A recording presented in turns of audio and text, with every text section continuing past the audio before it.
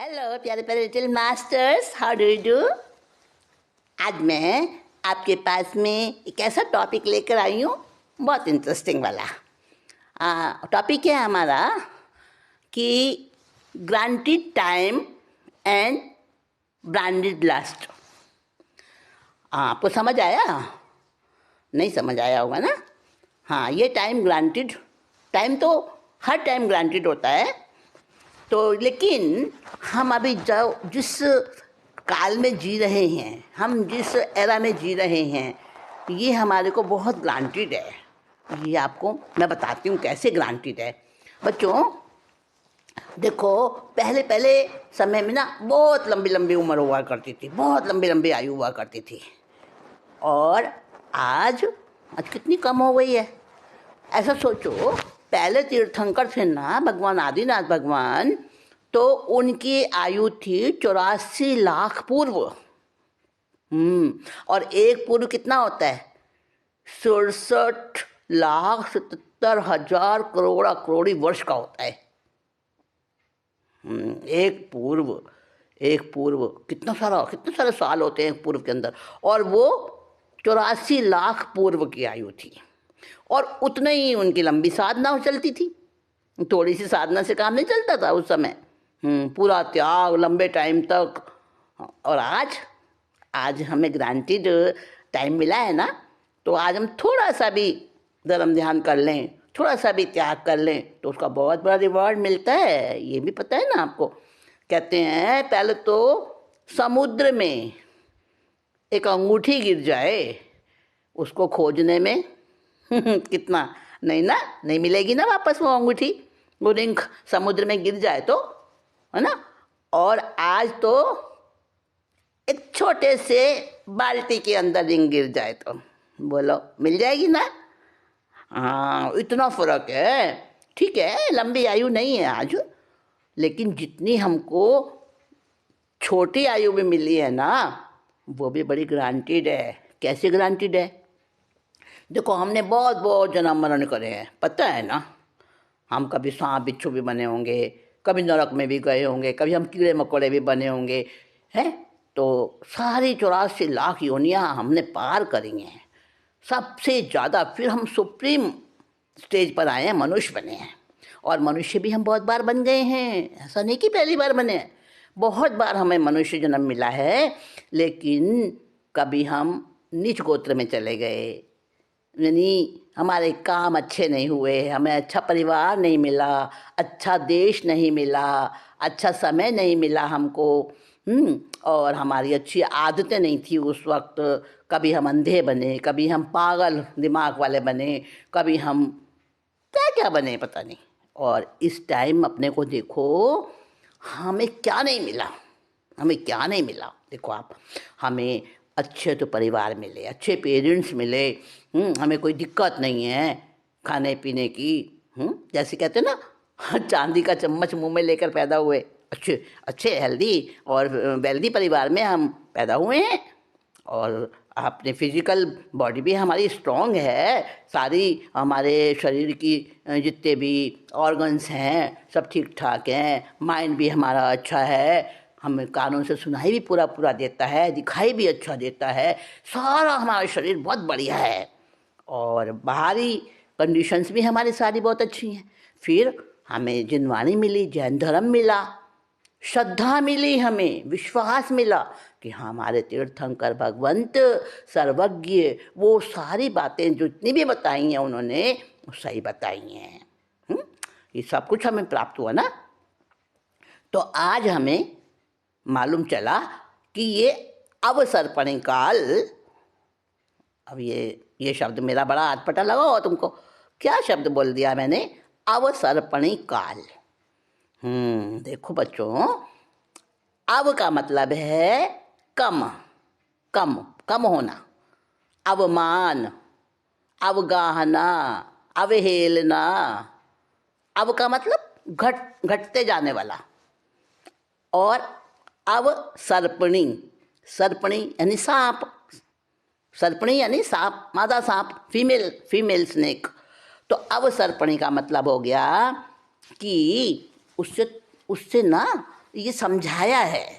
जैसे सांप को अगर उसका मुंह जो होता है, सांप का फेस जो होता है ना सांप का, तो स्नेक जो होता है तो उसके मतलब मुंह से लेकर और आगे तक, जैसे जैसे हम मुंह से सांप के पूंछ तक जाते हैं तो वो रिस्पेक्टिवली पतला होता जाता है। मुंह का भाग सांप का सबसे चौड़ा होता है, ठीक है ना। तो इसी तरह से ये अवसर्पणी काल को एक उपमा दी है, एक उसका उदाहरण दिया है। सांप से अवसर्पणी का मतलब है घटते जाने वाला सांप का मेजरमेंट। जैसे सांप को सिर की तरफ से हमने पकड़ा और सिर की तरफ से हम देखें तो नीचे जाते जाते वो कम कम होता जाता है। इसी तरह से ये अवसर्पणी काल है। इस अवसर्पणी काल में पहले तीर्थंकर आदिनाथ भगवान हुए और 24वें भगवान महावीर हुए। तो 24वें तीर्थंकर तक आते आते वो जो आयु थी ना, आयु भी, शरीर की ऊंचाई भी और उनके सब कुछ मतलब कम होता गया। तो 24वें तीर्थंकर भगवान की आयु कितनी थी महावीर भगवान की? 72 ईयर्स ओनली, ठीक है ना। तो मैं ये कह रही हूँ अभी हमारे को आयु भी कम मिली है, लाइफ स्पैन बहुत कम है। और अगर टोटल इंटरनेशनल लेवल पर अगर एवरेज देखें लाइफ स्पैन का तो 75 होगा नियर बाय। हाँ, तो इतना कम लाइफ स्पैन है आज की डेट में मनुष्य का। फिर भी हमको बहुत ग्रांटेड टाइम मिला है। ये ग्रांटेड टाइम का मतलब है एक तरह से हमको गिफ्ट रूप में, रिवॉर्ड रूप में ये मिला है कि हमें सब कुछ अच्छी चीज़ें मिली हैं और थोड़ा सा भी हम धर्म करते हैं तो उसका बहुत ज़्यादा फल मिलता है हमको। तो ये ग्रांटेड टाइम जो हमें मिला है इसको हम ब्रांडेड की रट लगा कर वेस्ट ना करें। क्यों, मैं तुम्हें क्यों बता रही हूँ ये बात? आप प्यारे प्यारे बच्चे बहुत इंटेलिजेंट हो, बहुत जीनियस हो, बड़ों से जल्दी समझते हो और ज़्यादा समझते हो और पक्का समझते हो। बड़े लोगों को तो बात कोई बताई जाए ना, हाँ कर देंगे, और उनकी संकल्प शक्ति, विल पावर बहुत बहुत वीक होती है, कमज़ोर होती है। और आप लोगों की विल पावर तो बड़ी स्ट्रांग होती है। एक बार जो चीज़ समझ में आ जाए ना, बस वैसा ही फिर करोगे परफॉर्मेंस, उससे इधर उधर नहीं जाओगे कहीं। पक्का समझ में आना चाहिए। मैंने बच्चों को जब भी समझाया है तो बच्चों ने जिस चीज़ को फॉर्मली समझ लिया, अच्छी तरह से लॉजिकली उनको फिट हो गया कि हाँ ऐसा ही है, तो बच्चों ने उस चीज़ को फॉलो किया है और बहुत पक्की तरह से फॉलो किया है उन्होंने। तो मुझे बच्चों पर बड़ी आस्था है, बड़ा विश्वास है कि आप जैसे बच्चों को कोई बात बताई जाए ना, सच्चाई वाली, लॉजिकली आपको समझ में आ जाए तो आप बहुत जल्दी उस चीज़ को उसी तरह से परफॉर्म करते हो। तो मैं आपको क्यों बता रही हूँ ये बात कि ग्रांटेड टाइम हमको मिला है हमको, और हमको इसको बॉन्डेड की रट लगाकर नष्ट नहीं करना है, इसको यूटिलाइज करना है। कैसे यूटिलाइज करना है? देखो, आप बच्चे लोग हो, आपका कोई क्लासमेट है, वो बहुत अच्छी ब्रांडेड चीज़ें लेके आता है। कई तो ऐसे होते हैं आपके क्लासमेट जो कहते हैं हमारे तो फॉरेन कंट्री में अंकल रहते हैं, अंकल ने हमारे को ऐसे पेन, ये बढ़िया पेन भिजवाया है वहाँ से, वो लेकर आए हैं, और देखो मेरे पास तो ऐसा मोबाइल है।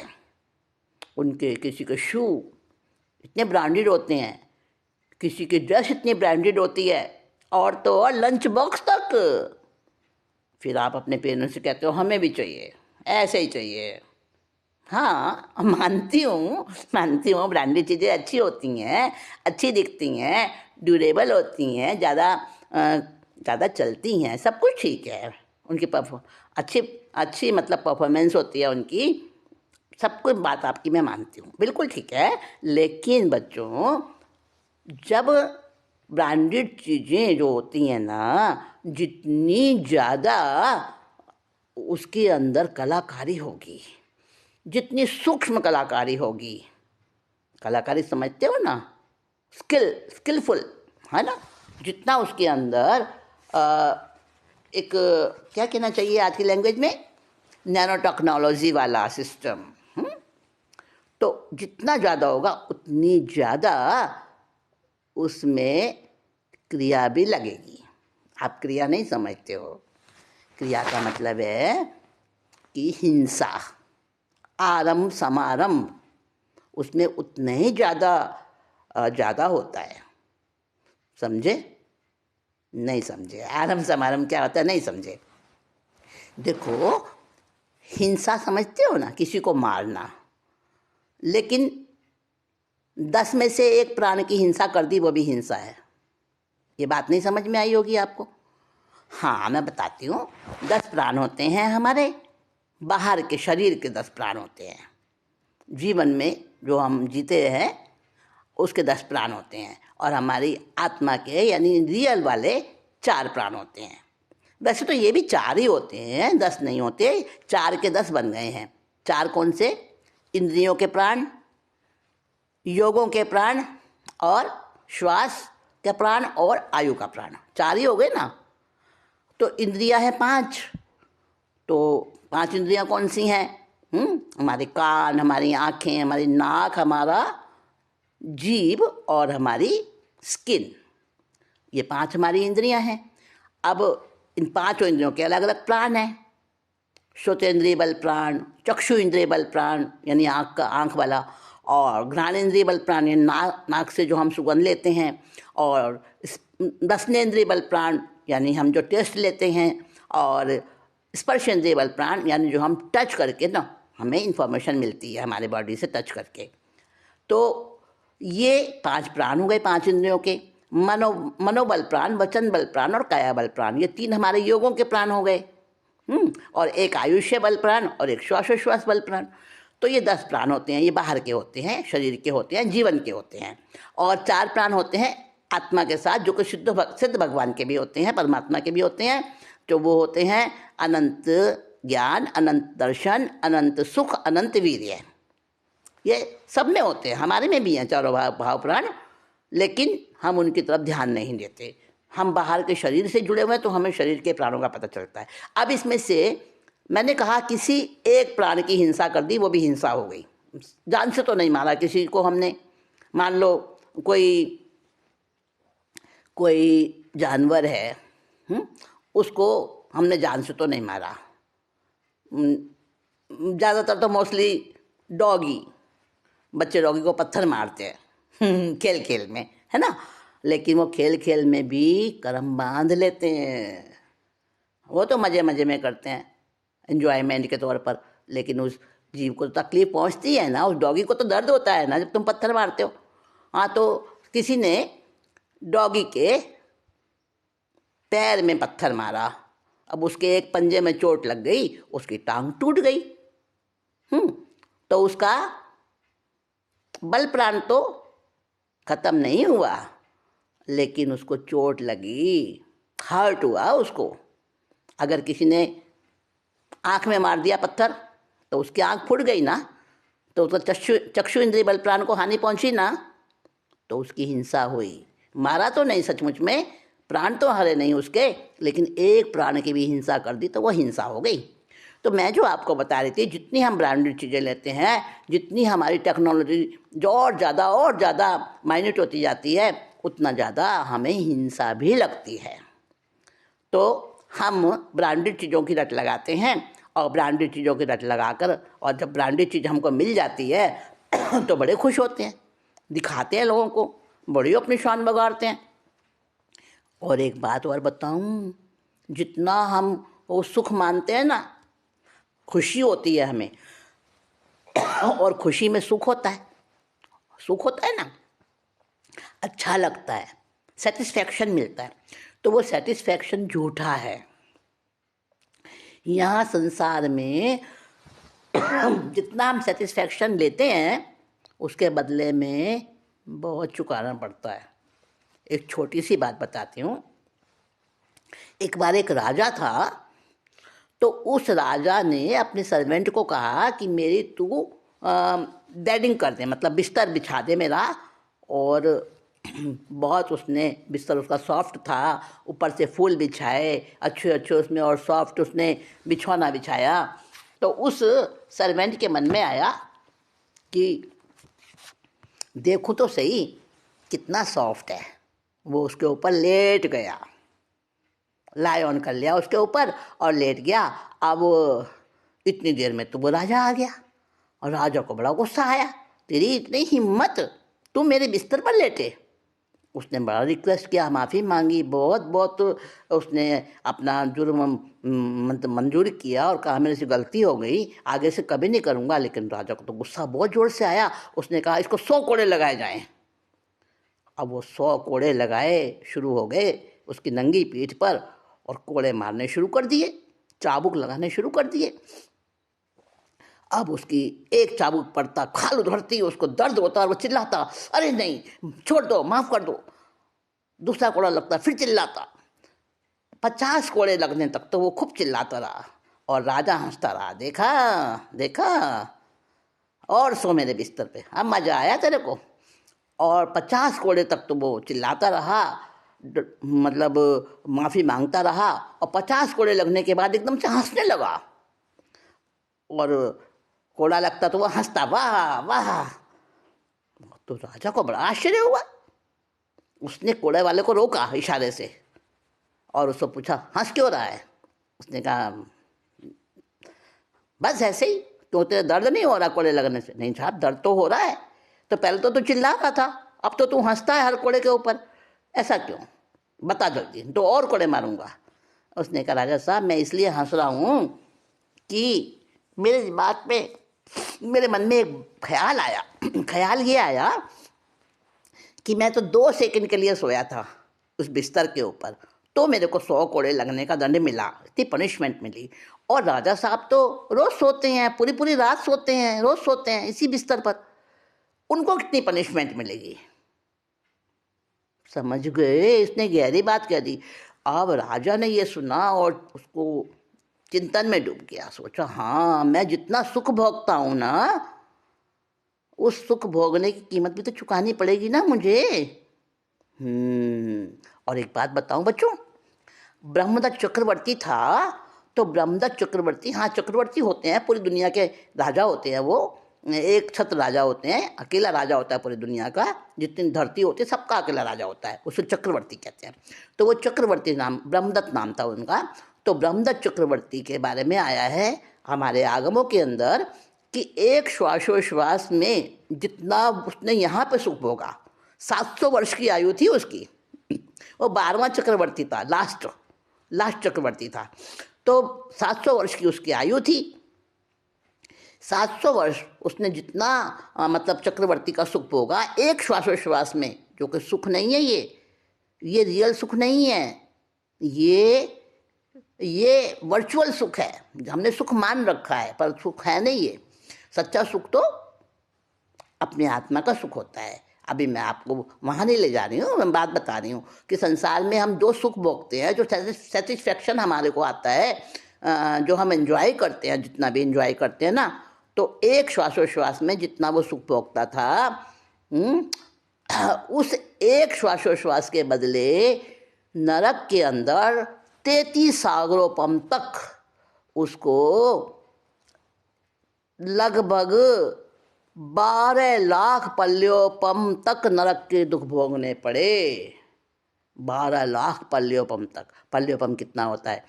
1 कोस लंबा, 1 कोस चौड़ा, 1 कोस गहरा एक कुआं हो। इमेजिन करो बस, इतना हो एक कुआं, उसमें छोटे छोटे बालों के टुकड़े, इतने छोटे टुकड़े जितना के और छोटा टुकड़ा ना हो सके, इतना। तो ऐसे छोटे छोटे बालों के टुकड़े से उस पूरे कुएं को भर दिया जाए, ठूस ठूस के भर दिया जाए।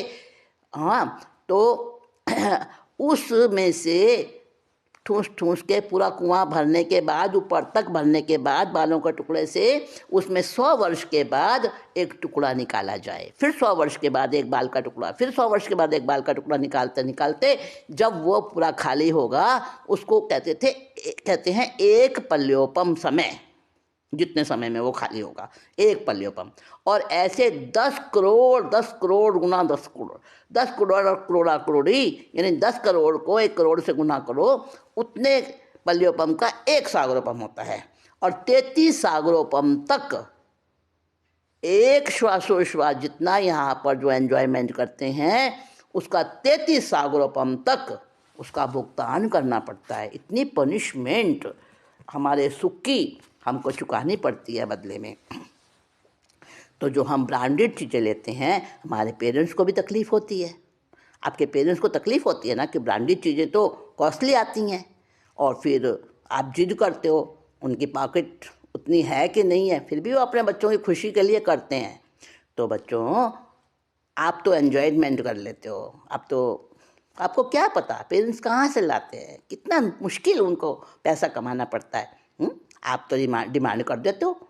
और हम बहुत सारी बातें हैं, सोचो थोड़ा सा, हमारे आपके पेरेंट्स को कितनी कितनी दिक्कत होती है आपकी फरमाइशें पूरी करने में। तो ब्रांडेड चीज़ें लेना बुरा नहीं है, लेकिन उनकी ज़िद बुरी है, उनकी लस्ट बुरी है, है ना। उनकी हमेशा वही रट लगानी, सब कुछ ब्रांडेड चाहिए, नहीं, ऐसा नहीं।